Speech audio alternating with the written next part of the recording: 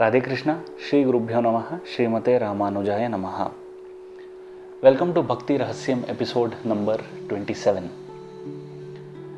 The basic purpose of human life is to realize God or the divinity which is present in everyone.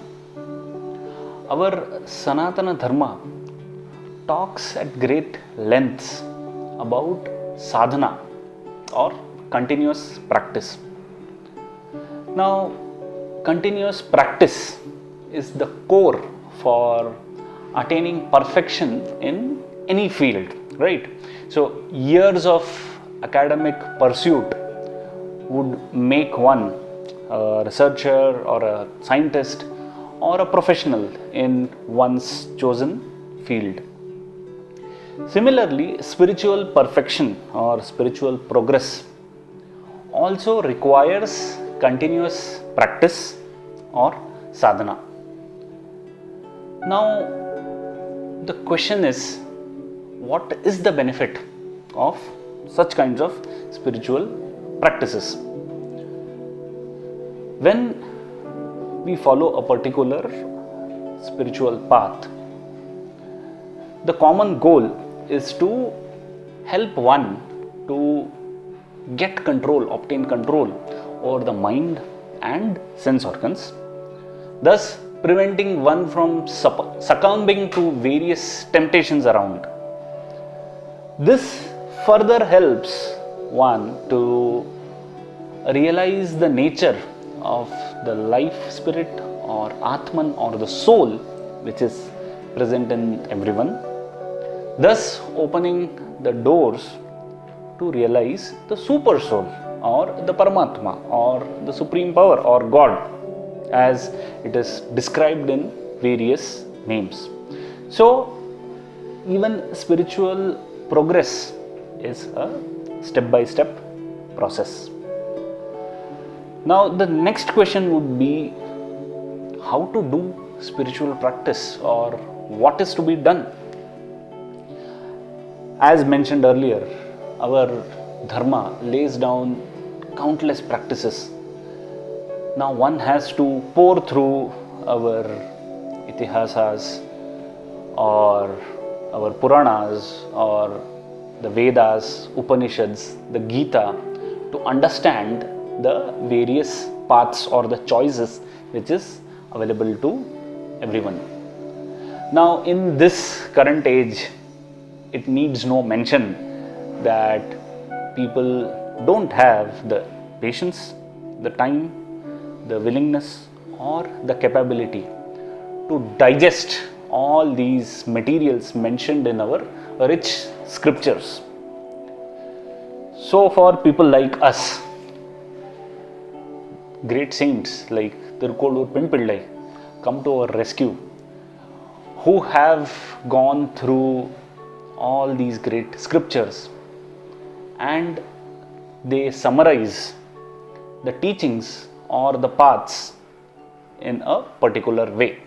Now, from Tirukkolur Penpillai's perspective, she has given us 81 spiritual practices, and the best thing is you can choose whatever you want to according to your liking.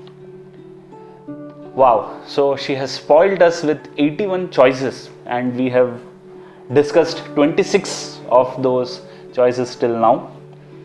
So we are going to discuss the 27th choice, the Bhakti Rahasyam, which Tirukkolur Penpillai would have painstakingly researched, and at the apt moment before Swami Ramanuja, she presents everything in succession. So her 27th Bhakti Rahasyam to Swami Ramanuja is a small incident from our great epic Ramayana. She says, "Did I offer weapons to Lord Rama like sage Agastya?" So, who was this sage Agastya and why he offered the weapons to Lord Rama is the point of today's Bhakti Rahasyam. Sage Agastya was a very powerful saint who lived and walked the lands of Bharatavarsha. He was deputed by Lord Shiva himself to the southern part of Bharatavarsha to spread the Vedic teachings. He is revered as one of the Saptarishis, or one among the 7 great saints who are highly talked about.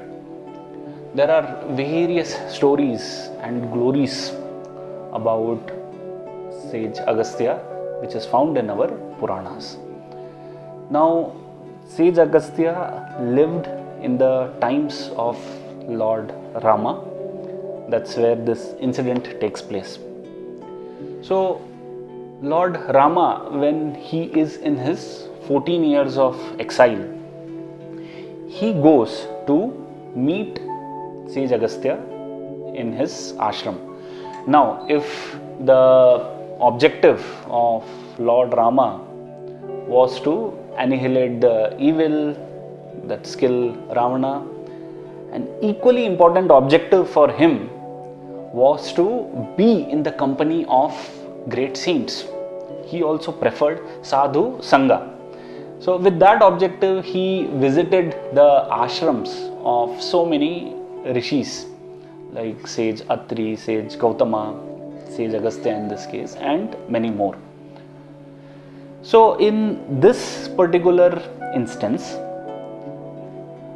Rama, Lakshmana and Sita, they meet Sage Agastya, they bow before him, they prostrate before him because he is a great saint, so which is acknowledged by Lord Rama also. Now, Sage Agastya offers them food and water in his ashram, and after some time he goes in and gets a big bow. He gives that bow, or it's called Vishnu Dhanush, to Lord Rama. He says, keep this Vishnu Dhanush and I will also give you some supplies of arrows and weapons which you will find useful. Now Sita Mata is perplexed. She feels, what is the need for this sage to give weapons to Lord Rama? Because at this juncture they have not yet visited Panchavati near Nasik, where Shurpanaka comes and Lakshman cuts off her nose, which is one of the triggers for the Ramayana war.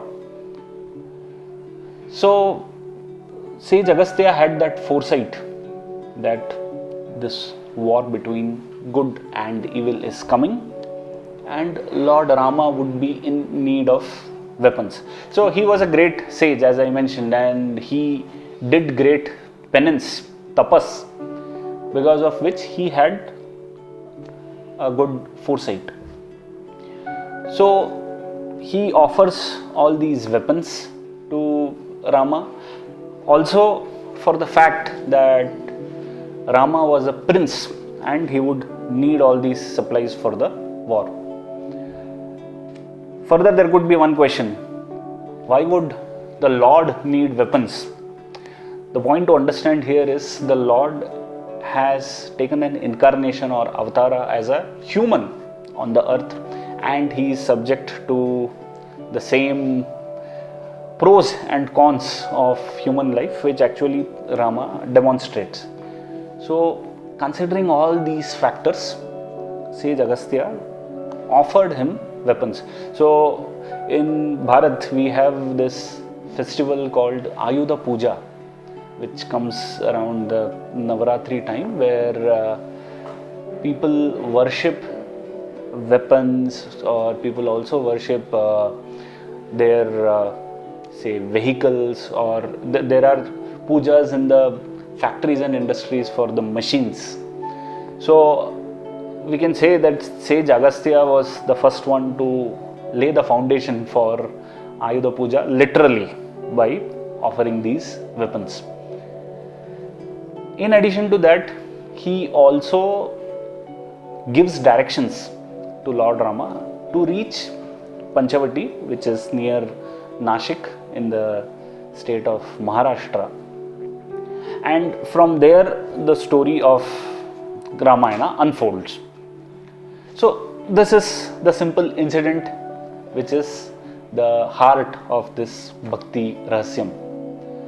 Now, what is so great about it to attract Tirkolur Penpillai's attention? Tirkolur Penpillai feels that the Rishi, sage Agastya, he had such a vision to even predict what the Lord would need.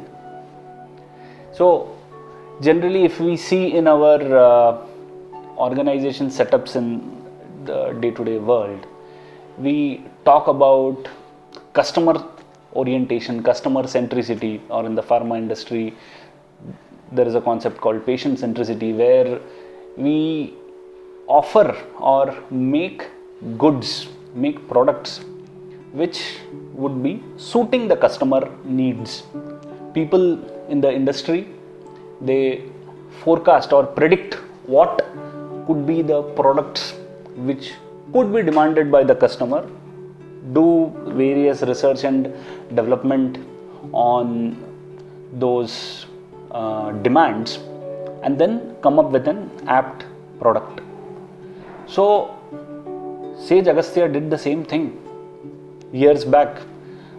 So, he introduced this concept of God centricity, predicting what God would need, what Lord Rama would need, and accordingly offering those things to him, which Lord Rama needed in future, and he used the very same weapons in the fight with Ravana.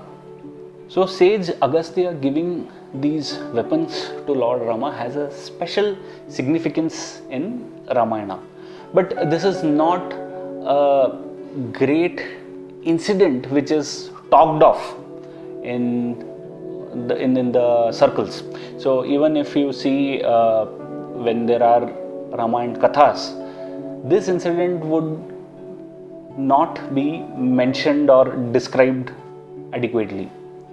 Yet Tirkolur Penpillai could focus on this minute detail. She laments.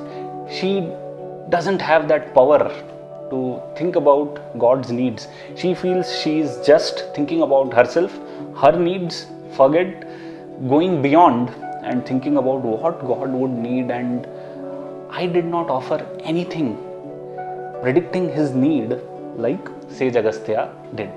So this is her benchmarking, where she is comparing herself with the devotion, with the tapas, with the foresight which Sage Agastya had, and which led him to offer these weapons. Now this is the Bhakti Secret, Bhakti Rahasyam episode number 27. Now the message for us again here is about offering something to the Lord. If we can recall in our previous Bhakti Rahasyam number 26, we spoke about Lord Krishna's friend Sudama offering puffed rice to Lord Krishna.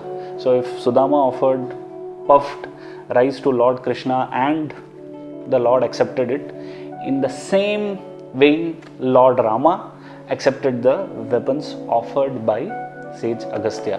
So the common thread in both the Bhakti Rahasyams is offering. So if one offered puffed rice, the other offers weapons, and the Lord accepts it. So can we think in this way that the Lord will accept whatever we give him with love, with unalloyed devotion, with pure love? Whatever we give him, he will accept. So as the same message was mentioned in our last Rahasya, we can offer the food we eat, the water we drink, our sleep, our relationships, our interactions, basically whatever we do, even our office spreadsheets, our office PowerPoint presentations, our client interactions, everything can be offered to the Lord to experience and ensure that all our normal activities becomes a spiritual practice in itself. So by adopting this method, we don't have to do anything differently for our spiritual progress. If we have God in our mind, in our heart, and whatever we are doing, we are considering it as an offering to the God, that itself, your normal activities itself, becomes a spiritual practice, a sadhana, which helps one to realize God, realize the Atman at some point of time in one's life. So that was our Bhakti Rahasyam episode number 27. So stay blessed, stay devoted, and stay tuned for our next Bhakti Rahasyam. Radhe Krishna, Shri Gurubhyo Namaha, Srimate Ramanujaya Namaha.